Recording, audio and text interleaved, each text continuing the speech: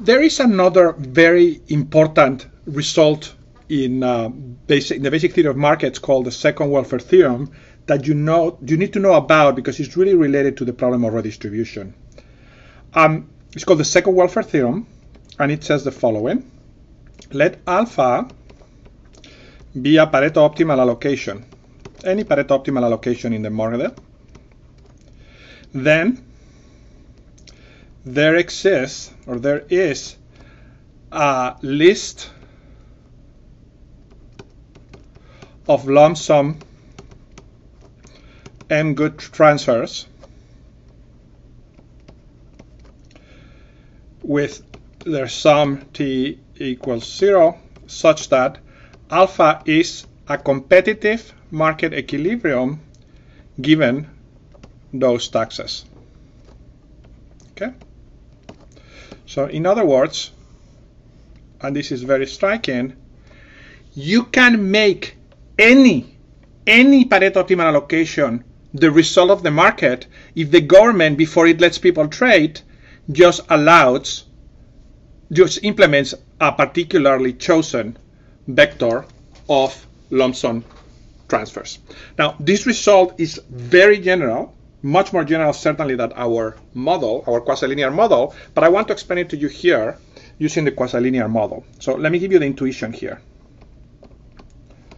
And the intuition has two parts. First is notice that in our model, the lump sum taxes transfers do not affect the Q good market. We have seen before that as you implement those transfers, the equilibrium level of Q produce and consume, and the equilibrium price is not affected. What is affected is the consumption of good M. And a way of thinking about what happens is the second part of the intuition is like this.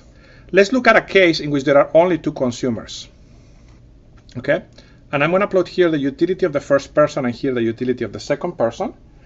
And suppose that we are first at a no trade allocation like this one. So this is the no trade allocation.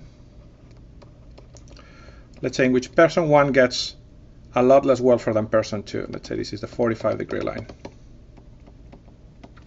Okay? Now what happens when people trade without taxes is that they're going to move, let's say, to an allocation like this, which is the competitive market equilibrium with no lump sum transfers. Okay? They're going to move to something like this that tends to make everybody better off. But still, because maybe where they started, one of the people is much better off. Now, by the way, in this graph, we can define, if we draw a 45 minus 45-degree line, this set is going to be the set of Pareto optimal allocations. Because if you think how this set is generated, is you take the optimal allocation generated by the trade, and then you can reach any one of this by implementing a tax that looks like this. Let's say in this particular case you tax individual 2, a lump sum tax, and then you give person 1 the opposite. They are up to 0 and they move to a point like this. You can implement another one like this. You can redistribute in the other place like this. So as you change the tax for person 2, positive or negative, and a continuous amount, you expand the entire frontier.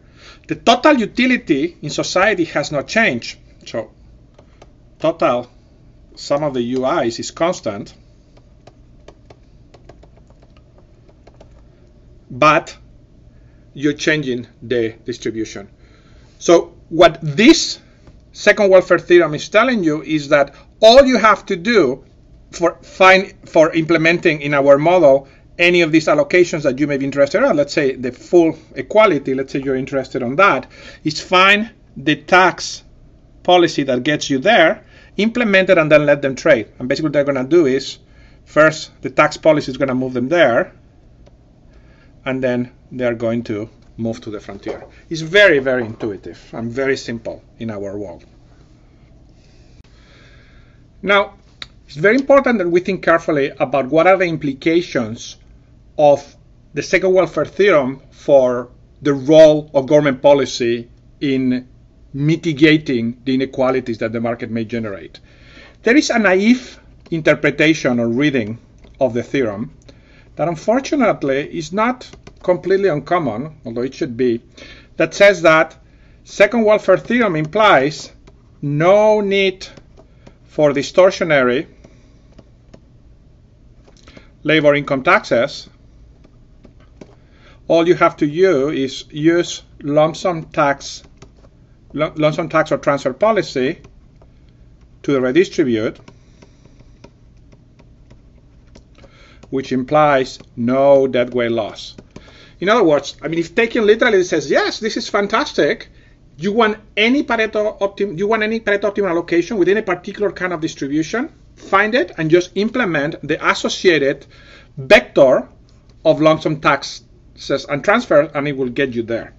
The reason I call this a naive interpretation is that there is a problem here that has to do with the fact that the lump sum tax policy in the second welfare theorem has or involves unreasonable informational demands. Notice that in particular, the government needs to choose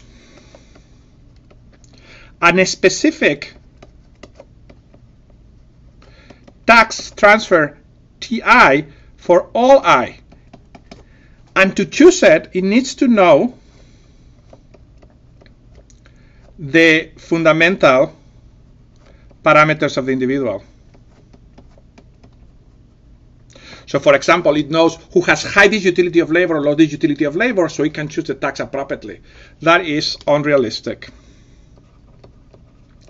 The reason in practice we have to use these policy instruments like labor income taxes is that we don't really know who has high disutility of labor or low disutility of labor.